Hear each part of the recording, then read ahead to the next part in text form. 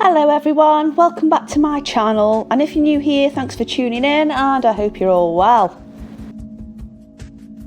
I'm Katie, and in today's video we are delving into my gorgeous concertina sketch pad and working on the next two pages. If you haven't got a clue what I'm on about, then go and check out the first video where I'm using this book. Go on, we'll still be here while you go catch up. Okay, are you all caught up? That's great. And everyone else who's watched it previously, thank you. So, continuing on from the first pages where my mermaid is calling one of her friends on her cell phone, get it? I know, this pun's not going to stop. Anyway, we're at the end of the other call, and I've gone for an octo-made character. So I want to say thank you for the comments left on the previous video out of this series.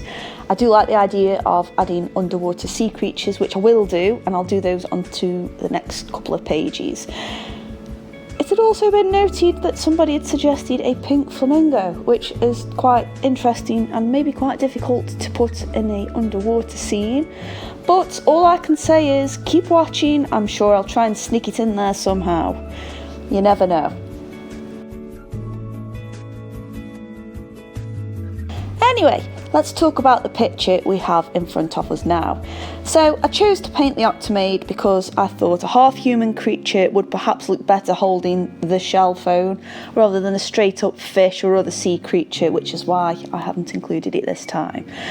I just thought maybe something with hands rather than claws or tentacles would look better holding it, and it would make more sense. It's quite a human thing to do, to phone somebody, and I think it'd look a bit weird, a fish doing it.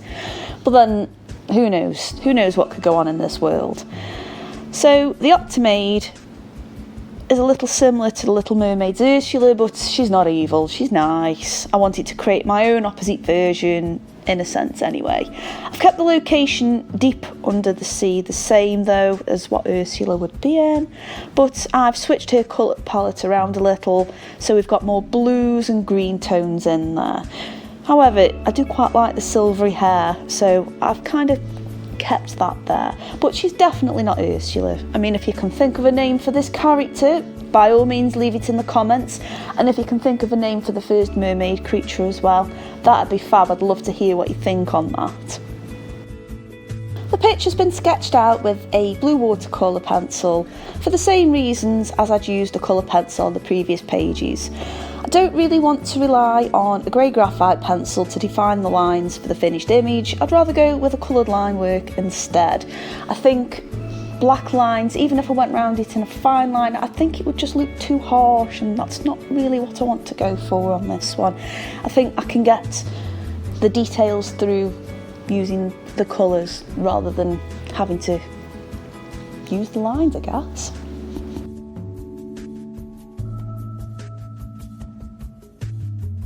For the underpainting, I've used my neon watercolours as the vibrancy will still pop through those layers. It also keeps a common colour scheme and tone, and it allows me to transition through the pages more smoothly, and it'll still show through when I go over them in the White Nights watercolours.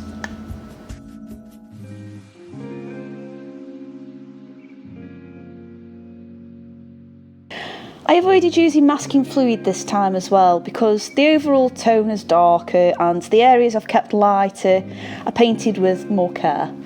Plus I found, again on the previous video, it did pull up the paper when I removed it on the previous pages.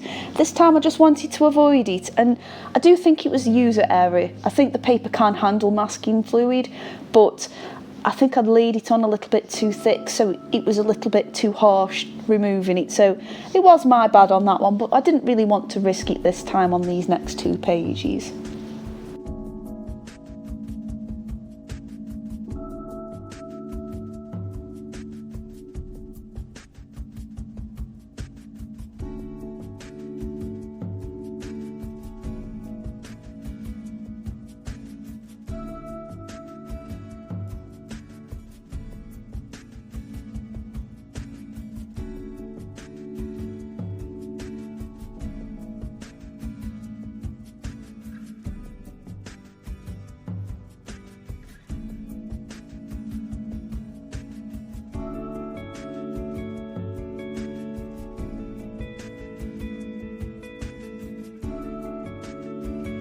I love how this character is reclining while she's on the phone to a friend. I think it's just really nice. I think it adds a sort of different tone to what the conversation could be going on between the two characters. And the first mermaid, she's all really excited about it, where the other one, she's passing that note on, so maybe she's a little bit more relaxed, maybe she's a little bit more tuned in as to what's going on. And to be honest, maybe one of us is here, because I still don't really know what I'm going to put on the other pages. So if you want to leave more suggestions in the comments box, I will try and whittle them in there somehow.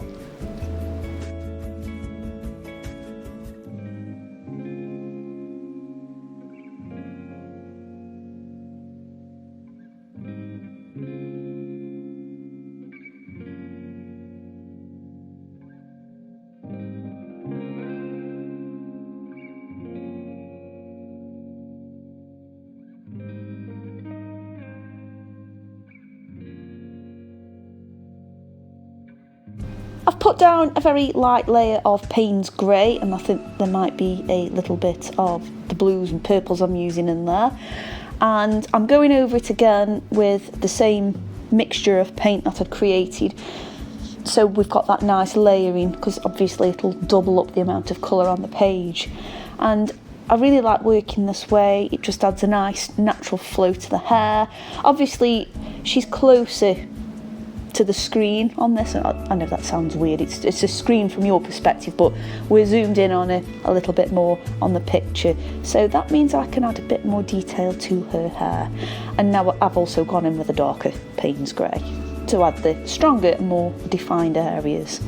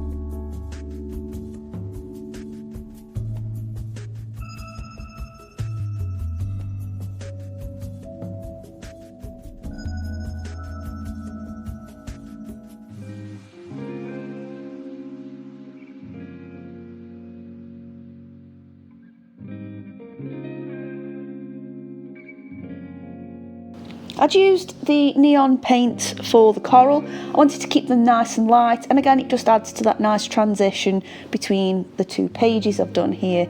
And I quite like how subtle it is, again using a very heavy dilution of it and just building them layers up. And if you eventually mix all the colours together, it does neutralise them down so they don't look too neon still, but we've still got them nice soft pastel colours. I also decided to fill in her body, I suppose, body dress, the octopus side of it. I did want a belly shown, but I just think it looked a bit weird, so I'm actually really glad I decided to fill it in, because it just looks a lot better now.